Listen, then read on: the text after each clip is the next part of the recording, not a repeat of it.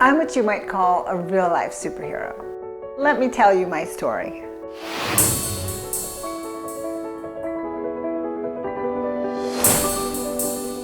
Good afternoon, ladies and gentlemen. It's our pleasure to welcome you on board our flight today to New York's LaGuardia Airport. Please place all smaller items underneath the seat in front of you. That's free of the overhead bin space. I work out. Backpack, computer bags, please place it underneath the seat in front of you. Thanks a lot. I'm heading back home to Brooklyn, to Coney Island. I'm excited about going back home. It's been a really long time. I'm looking forward to seeing my family. There are a lot of people I haven't seen in a while. You know, I wonder what Coney Island looks like today.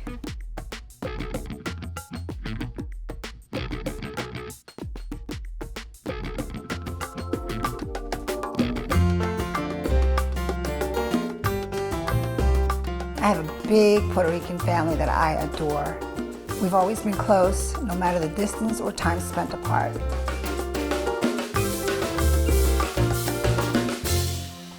Seeing my Aunt Carmen was really special to me. She's fought a long, hard battle with cancer, and it was amazing to share this time with her and to watch her laugh. It's really hard to know someone you love is hurting. My family has always been the source of my strength. My dad encouraged me to be strong and to be independent. And my mother taught me to be loving and kind. When your parents tell you you can do anything you want in life, you believe that. I have a lot of mixed emotions about driving around my old neighborhood. The place looks as dangerous as it was when I lived here. You have to constantly be on guard, and I don't like that feeling. Getting mugged was commonplace. You know, somebody liked your sneakers or your jacket, they asked you to take it off. So it could be a really dangerous place for a young girl. It was a dangerous place for everybody. There were a lot of gangs here when I was growing up. You don't live in an environment like that without knowing who's who and knowing a little bit about the gangs. The Savage Skulls, the Nomads, Latin Kings were pretty big out here in Coney Island. One of our members rescued a woman underneath the boardwalk that was getting raped by 3 guys. Oh my God. How would you define a superhero? In my personal definition, anybody could be a superhero. I don't care if it's a red beret, if it's a pink shower cap, I think everybody should get involved. If more people band together, you know, and take back their neighborhood, that's all it takes. We lived at the end of Coney Island, and it was a fucking dead end.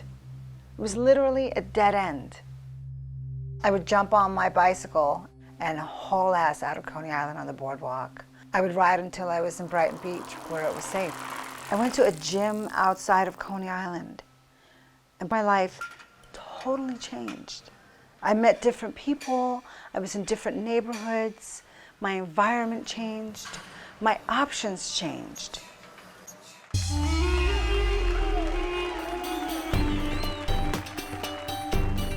One of the things that I did as a teenager, I collected every single bodybuilding magazine I could get my hands on.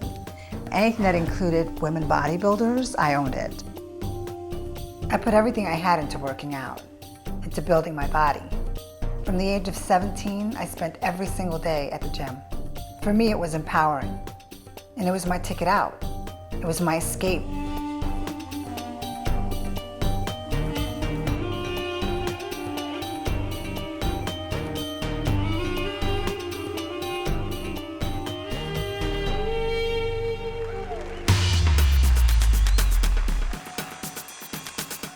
My ultimate goal and my ultimate dream was to compete at the Ms Olympia. I wanted to compete with the best women bodybuilders in the world.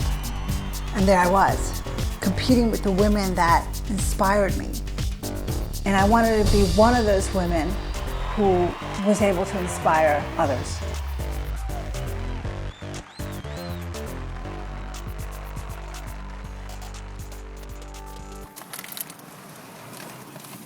For whatever success I've managed to achieve, I never forget where I came from.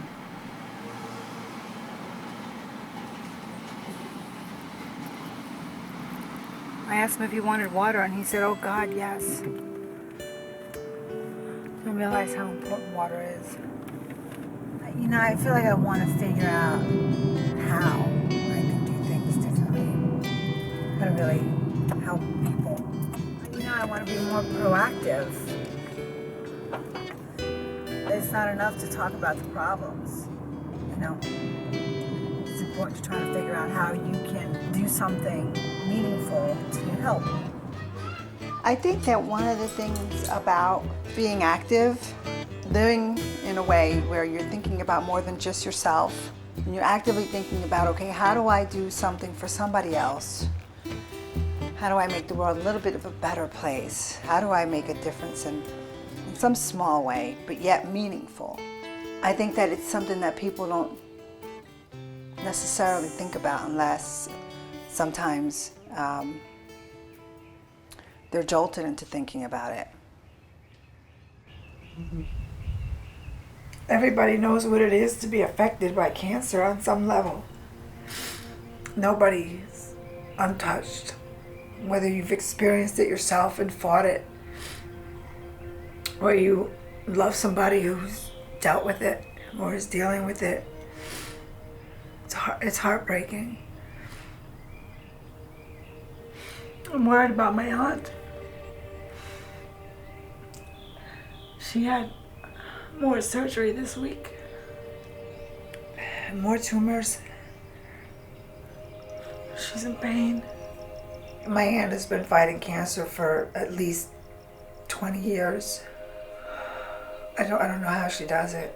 She just, one incident after the other. One surgery after the other. She's had brain tumors.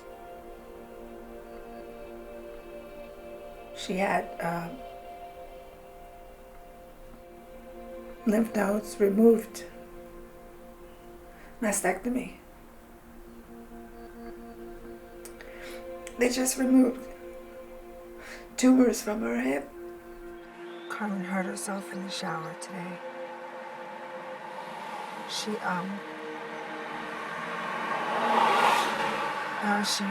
My mother said that she hurt herself and she was in terrible pain. They had to call the ambulance and take her to the hospital.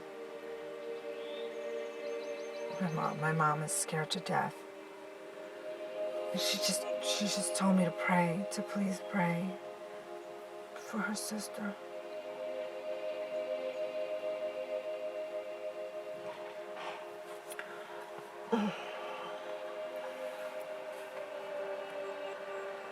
She's raised 3 beautiful kids, my cousins.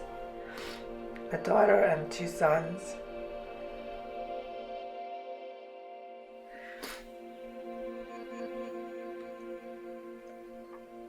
And she just keeps battling. Just keeps fighting. I felt so helpless. I wanted to do something to fight back, to fight cancer, and to empower people in the only way I knew how.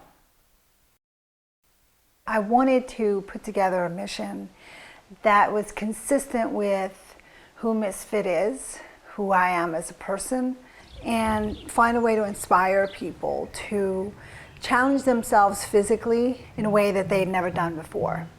The Warrior Dash seemed like sort of this perfect challenge. Warrior Dash is partnered with St. Jude's Children's Hospital. You have the ability to do, if you're gonna do the Warrior Dash, is become a St. Jude's Warrior. And so, you know, you got healthy people getting healthier, having a ball doing it, and helping sick kids. So what we did is we created a team, Misfits for Life, and that team is going to raise money for St. Jude.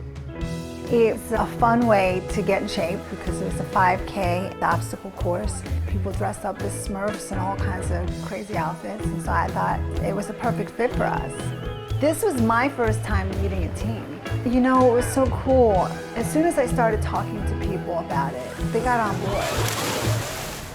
We've created a team called Misfits for Life, who maybe can be inspired to get fitter and healthier themselves. It was not on my bucket list of activities, but Misfit came to me and she was She was selling it. When I first agreed to sign on for Warrior Dash, and then I looked at the site, it's like, oh crap.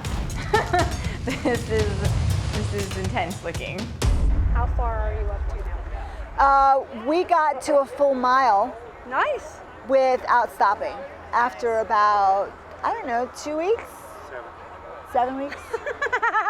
I've never done any races before or like marathons or anything like that. I've done obstacle courses several times, like in boot camp and in the Navy. I'm a mother of 3 boys. One is really small. And when it comes to helping sick kids, I don't think that there's anything more important that we can do. So it inspires me and it breaks my heart at the same time. The idea of doing an obstacle race really appealed to me because I just turned 50 and was not feeling in the best of shape. It felt really good to set that as a challenge. I felt a special connection for the kids and the parents of St. Jude's. The loss of a child is a huge challenge to overcome. She's so positive and so up that I think you sometimes forget that she has suffered such a great loss. I needed another goal. So this opportunity was another way of marking a time to get past the loss of my son. Ronnie was in a car accident. That day it was raining and it was foggy. He lost control of his pickup truck and the truck went sideways into the other lane and there was a 3-car accident and 4 fatalities. Alex, or Ronnie, was involved with the real life superhero group and a lot of them came up around me to give me support. I had a really hard time at his funeral. I mean, there's just days when I expect him to be showing up on a patrol. I just miss Ronnie. I am carrying on Alex's work as a superhero. I'm going to do what I can to carry on what he thought was important.